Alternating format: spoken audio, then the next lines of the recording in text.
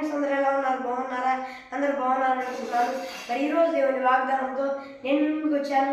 ఈరోజు దేవుని వాగ్దానము కీర్తన గ్రంథము 5వ అధ్యాయము 12వ వచనము. యెహోవా నీతిమంతులను ఆశీర్వదించువాడు నీవే, కేడముతో కప్పినట్లు నీవు వారిని దయతో కప్పెదవు. కావున నీ నామమును ప్రేమించువారు నిన్ను గూర్చి ఉల్లసించును.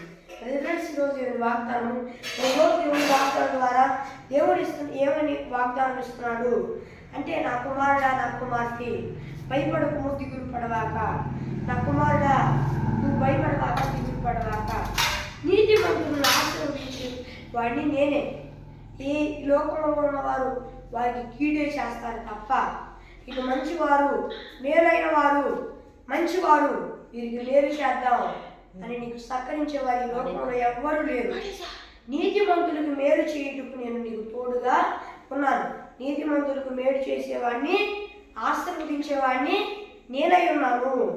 నీవు కనుక నన్ను నమ్మిన ఎడల నేను నిన్ను ఆశీర్వదింతును అని దేవుడు సెలవిస్తున్నాడు.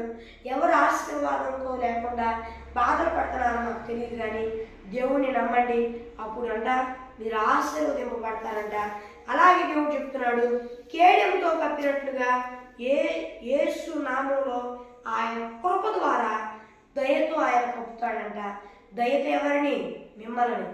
ఎగ్జాంపుల్గా చూసుకున్నట్లయితే కీర్తనాకారుడైన దావీదు చూసుకున్నాం. నీతిగా జీవించాడు. నీతిగా జీవించినప్పుడు తనకి కష్టాలు ఎదురైంది తప్ప ఈ లోకం ద్వారా ఆశీర్వాదం, మేలు ఎదురవ్వాలి. కానీ దేవుడు ఆశీర్వదించాడు దావీదుని. అలాగే కేడెముతో కప్పినట్లుగా దావీదుని దేవుడు దయతో కప్పాడు. లేకపోతే చచ్చిపోయేవాడే. సౌలు తరుముతున్నాడు, ఒక రాజు తరుముతున్నాడు. అదేమన్నా వ్యతిరేక రాజ్యంలో ఏమన్నా ఉన్నాడా దావీదు? లాస్ట్లో ఉన్నాడే తప్ప చాలా కాలము దావీదు యోధా సరిహద్దుల్లోనే, ఆ యోధా దేశంలోనే ఉన్నాడు. చుట్టూ యోధా ప్రజలు ఉన్నారు, కానీ చుట్టూ సైతాను గాడి ప్రజలు గుమ్ముగూడి ఎంతో ఇబ్బందికరంగా ఉన్నా అలానే తప్పించుకుంటూ వెళ్ళాడు. గడియలు అన్నీ ఉన్న ప్లేసుల్లో కొన్నిసార్లు ఇరుక్కున్నాడు. కానీ దేవుడు దావీదుని దయతో కప్పినందువలన ఏం జరిగింది? అతను కాపాడబడ్డాడు. అలాగే మిమ్మల్ని కూడా ఆయనే కాపాడతాడంట. అలాగే దేవుడు సెలవిస్తున్నాడు, నీవు గనుక నా నామాన్ని ప్రేమించిన యెడల నీవు ఉల్లసిస్తావు అని దేవుడు వాగ్దానపూర్వకంగా ఇస్తున్నాడు.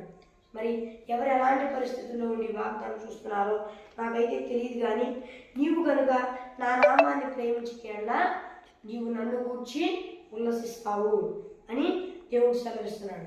మరి దేవుని నామాన్ని ప్రేమించేవారు ఈ లోకాన్ని బట్టి కొంత హింసపడవచ్చు, బాధపడవచ్చు, కానీ ఒక కాలం రాబోతుంది.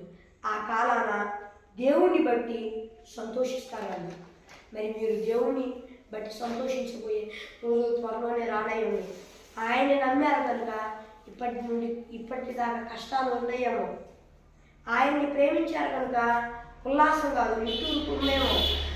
కానీ ఇక నుండి దేవుడు చెప్తున్నాడు వాగ్దానంగా, ఇక నుండి నీవు ఆశీర్వదింపబడుదువు.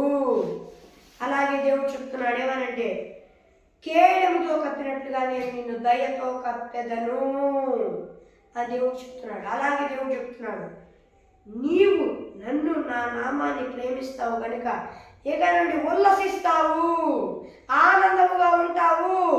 ఏడుపు, నిట్టూర్పు నీ జీవితంలో ఉండవు. నేను వాటిని తొలగిస్తున్నాను. యేసు నామంలో, నా నామంలో వాటిని అన్నింటినీ యేసు నామంలో తీసేస్తున్నాను అని దేవుడు సెలవిస్తున్నాడు. మరి ఎవరు వణుకుతున్నారో భయపడి నాకు తెలియక దేవుడు చెప్తున్న మాట, నీవు నా నామాన్ని ప్రేమిస్తున్నావు కనుక నీవు నా నామాన్ని బట్టి ఉల్లసిస్తావు. కేడంతో కప్పినట్లు దయతో నేను నిన్ను కప్పుతా.